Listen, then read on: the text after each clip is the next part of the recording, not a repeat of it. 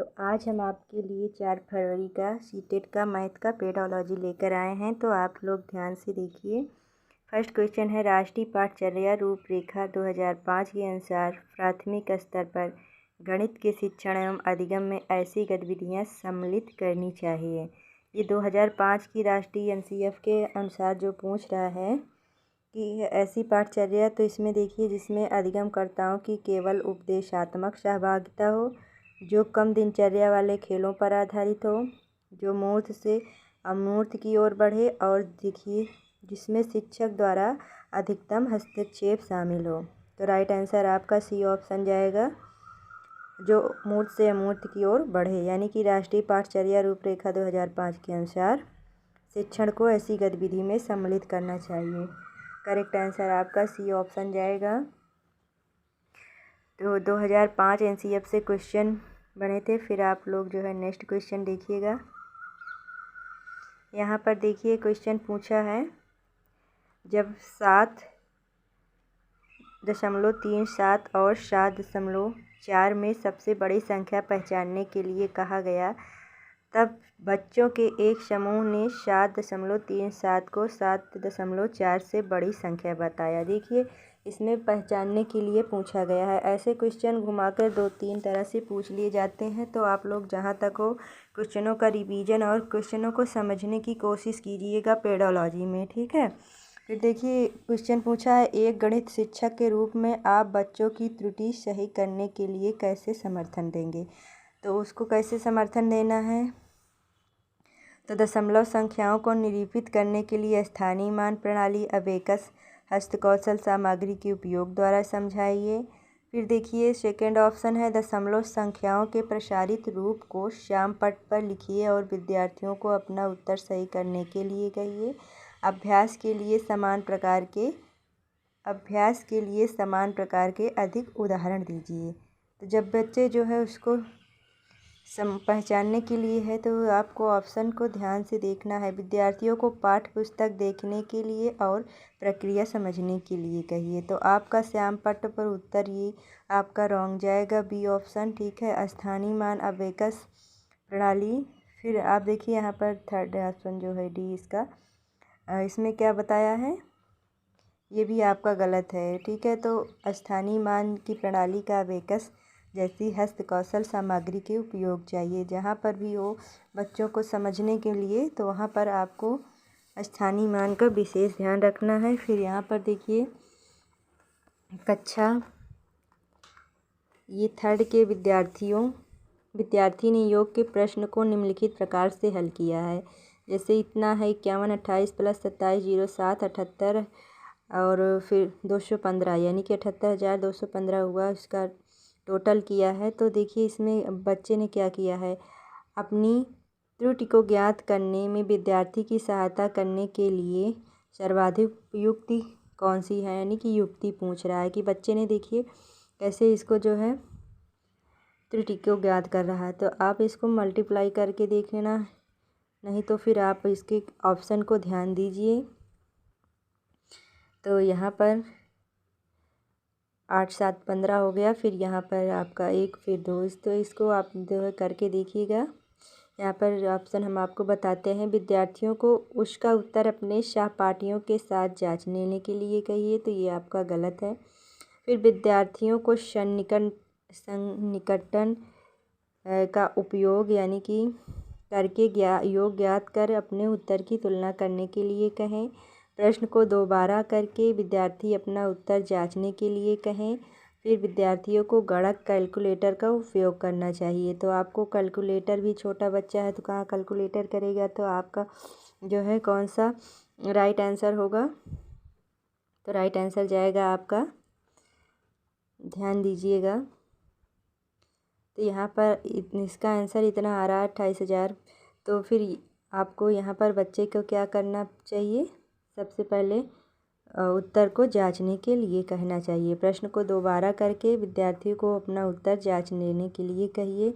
ये भी आपका गलत है, सेकंड ऑप्शन सही जाएगा, सन्निकटन का उसको जो है ज्ञान होना चाहिए। फिर नेक्स्ट क्वेश्चन है, निम्नलिखित में से कौन सा प्राथमिक कक्षाओं में एक शिक्षण के साधन के रूप में हैसिलेशन टाइलिंग का सबसे उपयुक्त उपयोग निरूपित करता है। क्वेश्चन देखिए, प्राथमिक कक्षाओं में एक शिक्षण के साधन। तो ये जो शिक्षण का साधन है हैसिलेशन का सबसे उपयुक्त उपयोग निरूपित करता है ज्यामिति में क्रियाविधि अधिगम को विकसित करने के लिए। और फिर सेकंड ऑप्शन आपका है कोणों को मापने के लिए। फिर सी ऑप्शन है आपका ज्यामिति आकृतियों के उपयोग में पैटर्न बनाने के लिए। स्थानीय मान की अवधारणा को विकसित करने के लिए। तो आपका राइट आंसर क्या होगा? तो इसमें बच्चे को पूछा है टाइलिंग का सबसे उपयुक्त निरूपित करना है, तो उसको निरूपित करने के लिए बच्चों को ध्यान देना है कि सी ऑप्शन आपका सही जाएगा, जो ज्यामिति आकृतियों के उपयोग से पैटर्न बनाने के लिए, तभी जो है वो हैशलिंग कर पाएगा। फिर नेक्स्ट क्वेश्चन है आपका एनईपी 2020 से लिया गया है। राष्ट्रीय शिक्षा नीति एनईपी प्रत्येक विषय में पाठ्यक्रम की विषय वस्तु को कम करने पर विचार कर रही है, ताकि यानी कि 2020 में जो है विषय वस्तु को कम करने पर विचार दे रही है। तो ये क्वेश्चन ऑप्शन है परीक्षा में विद्यार्थियों को प्राप्तांकों को सुधारा जा सके, कक्षा में धीमी गति से सीखने वाले शिक्षार्थियों का प्रदर्शन सुधारा जा सके, पाठ्यक्रम को पूरा करने में शिक्षकों को मतलब समझा जा सके। और फोर्थ ऑप्शन है आपका विद्यार्थियों को रटकर सीखने से अलग वास्तविक समझ की ओर बढ़े। तो राइट आंसर क्या होगा? बोझ को अगर कम कर रही है तो बच्चे को जो है समझ से ही होगा। Move student away from rote learning and towards and understanding. तो राइट आंसर क्या होगा? आप लोग चारों ऑप्शन को ध्यान दीजिए और डी ऑप्शन आपका सही जाएगा, क्योंकि 2020 जो है वो समझ को बढ़ावा दे रही है। फिर 2005 से क्वेश्चन है, राष्ट्रीय पाठ्यचर्या 2005 के अनुसार प्राथमिक स्तर पर गणित का शिक्षण और अधिगम केंद्रित होना चाहिए। तो कैसा होना चाहिए? कार्यविधियों को कंठस्थ करने पर। फिर देखिए गलत है आपका, अवधारणा का परिचय देने के लिए गणितीय खेलों पहेलियों पर गतिविधियों पर। तो आपका राइट आंसर हो सकता है कि बी ऑप्शन ही सही है, पहाड़ों गणना आदि ये रटंत। तो 2005 जो है क्या करता था? परिचय देने के लिए अवधारणा को गतिविधियों पहेलियों पर, ठीक है।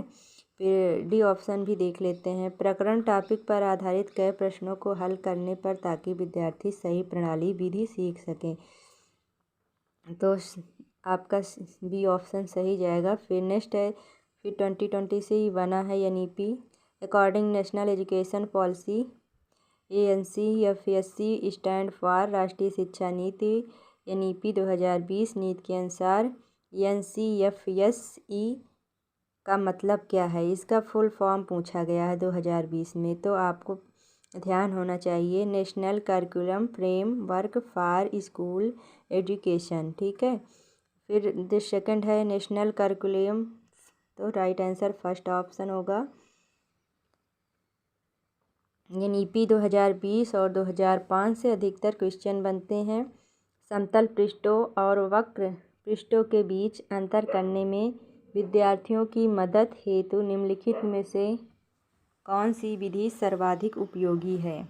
देखिए समतल पृष्ठों को क्या करना है? वक्रों और पृष्ठों के लिए। तो आप ऑप्शन देखिए, समतल एवं वक्र पृष्ठों के मॉडल दिखाना, विभिन्न पृष्ठों का वीडियो दिखाना, और फिर सी ऑप्शन है एक पटरे का उपयोग करते हुए त्रिविमीय वस्तुओं जैसे गोला, बेलन, घन आदि को लुढ़काकर और फिसलाकर प्रदर्शित करना।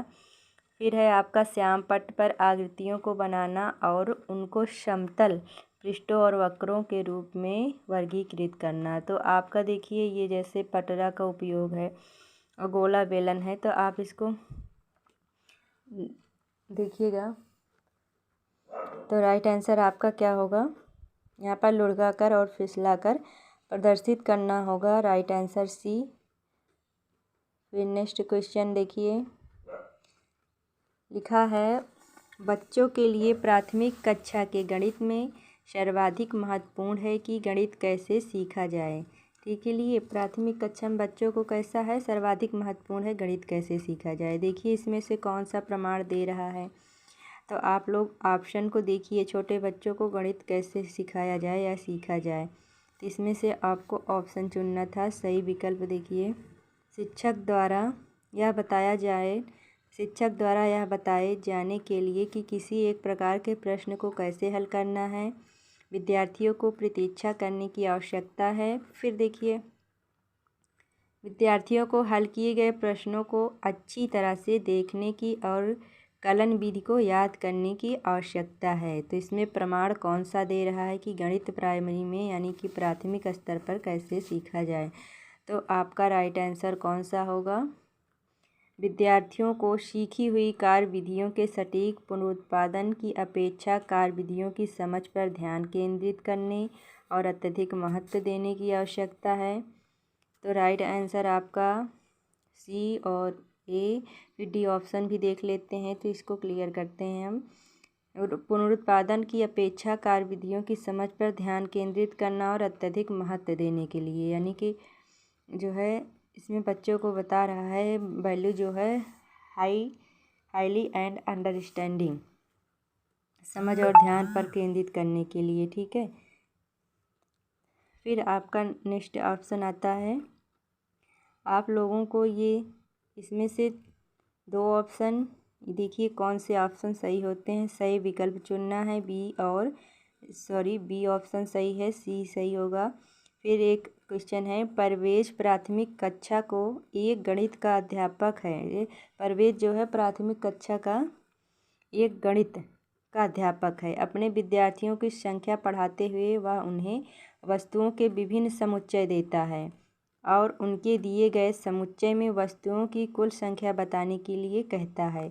जो है वो बच्चों को समुच्चय देता है और उसमें संख्या पूछता है। ठीक है। तो क्या करता है वो, किसको विकसित करने का प्रयास कर रहा है? वस्तुओं के अवर्गीकरण की अवधारणा, स्थानीय मान की अवधारणा, संख्याओं के क्रमसूचक बोध यानी कि संख्याओं के गणन संख्या बोध। ठीक है। तो वो जो है कुल संख्या बताने के लिए क्या कर रहा है, तो उसको जो है विकसित करने का मतलब प्रयास कर रहा है छोटे बच्चों को। तो अगर आप उसको जोड़ना या टोटल कराना सिखा रहे हैं तो आप कौन सी करेंगे? संख्याओं का पहले गणन संख्या करेंगे। ठीक है।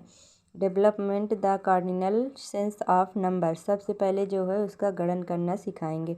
अपने विद्यार्थियों को संख्या पढ़ाएंगे, फिर उसके बाद समुच्चय देता है और समुच्चय में वस्तुओं की कुल संख्या क्या करेगा? गणन करना सिखाएगा। तो वो गणन को विकसित करने का प्रयास कर रहा है संख्याओं के। ठीक है। तो उसको बोध होता है। फिर आप नेक्स्ट क्वेश्चन देखिएगा।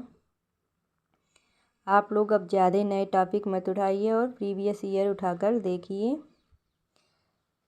निम्नलिखित में से मूल्यांकन की कौन सी विधि गणित की कक्षा में उन विद्यार्थियों की सहायता करेगी जो अभी प्रेरित नहीं हैं? तो इसमें देखिए कौन सी विधि है मूल्यांकन की गणित की जो सहायता करेगी अभी प्रेरित नहीं है विद्यार्थियों को। तो एक सर्व कक्षा परीक्षा, सेकंड जो है आपका ये प्रश्नावली, फिर है आपका क्रियाकलाप आधारित मूल्यांकन, निर्देशित शिक्षण। तो राइट आंसर क्या होगा? Activity based. ठीक है, बी सी ऑप्शन।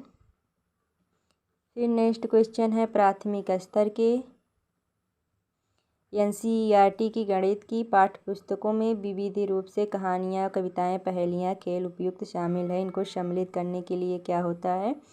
पाठ्यक्रम को कम करना, गणित को बच्चों के दैनिक जीवन से जोड़ना, बच्चों को फुर्सत की गतिविधियाँ उपलब्ध कराना। तो आपका बी ऑप्शन होगा, गणित को बच्चों के दैनिक जीवन से जोड़ना। राइट आंसर आपका बी ऑप्शन जाएगा। ठीक है। प्रयास और रियाज का कोई ऑप्शन नहीं प्रदान होता है। तो पहेलियाँ और खेल जब आप शामिल करेंगे डेली के, तो बच्चे को जो है समझ में सबसे अच्छा कौशल है उसका एनसीईआरटी के माध्यम से। ठीक है। फिर नेक्स्ट क्वेश्चन है, निम्नलिखित में से कौन सा एक रचनावादी कक्षा में गणितीय गतिविधि को निरूपित नहीं करता है? एक बच्चा विभिन्न आकृतियों को वर्गीकृत कर रहा है। एक बच्चा गणितीय अवधारणा पर आधारित एक कहानी की रचना कर रहा है। फिर एक बच्चा एकत्रित आंकड़ों के आधार पर ग्राफ बना रहा है। एक बच्चा श्यामपट्ट से प्रश्नों की नकल करके लिख रहा है। राइट आंसर आपका रचनावादी पर क्या जाएगा? डी ऑप्शन जाएगा। फिर निम्नलिखित में से कौन सा नैदानिक परीक्षाओं के लिए सबसे उपयुक्त है। नैदानिक परीक्षा पूछ रहा है आपका बच्चे की समझ में रह गई कमियों को पहचानने में। फिर देखिए माता पिता, आपका ये गलत होगा। फिर बच्चों का नामीकरण करने में मदद करना। फिर स्वतंत्र परीक्षाओं में पूछे जाने वाले प्रश्नों को बनाने में मदद करना। नैदानिक परीक्षाओं के लिए उपयुक्त है, नैदानिक परीक्षा के लिए पूछ रहा है। ठीक है, तो आपका राइट आंसर क्या होगा। क्वेश्चन हमेशा ध्यान से पढ़िएगा। ए ऑप्शन जाएगा, ज़्यादा आपको दिमाग लगाने की ज़रूरत नहीं रहती, एकदम हल्के में लीजिएगा पेडोलॉजी। और क्वेश्चन को देखिएगा और ऑप्शन को देखिएगा। एक शिक्षक शिक्षिका 5वीं कक्षा के विद्यार्थियों को क्षेत्रफल की अवधारणा का परिचय देने हेतु केवल आयताकार एवं वर्गाकार आकृतियों का प्रयोग करता है या करती है। फिर एक विद्यार्थी खड़ा होता है और शिक्षिका से पूछता है, यदि मेरा कक्ष ना ही आयताकार और ना ही वर्गाकार है और मैं उसका क्षेत्रफल ज्ञात करना चाहता हूँ तो यह कैसे ज्ञात होगा। देखिए बच्चे द्वारा निम्नलिखित में से कौन सा कौशल व्यवहार प्रदर्शित कर रहा है। क्वेश्चन बहुत अच्छे से पूछा गया है, छोटा बच्चा जैसे है पूछ रहा है 5वीं कक्षा का। तो इसमें आप क्वेश्चन देखिए, ऑप्शन क्षेत्रफल की अवधारणा की पूरी समझ में कमी। फिर बच्चा विद्रोहपूर्ण व्यवहार प्रदर्शित कर रहा है।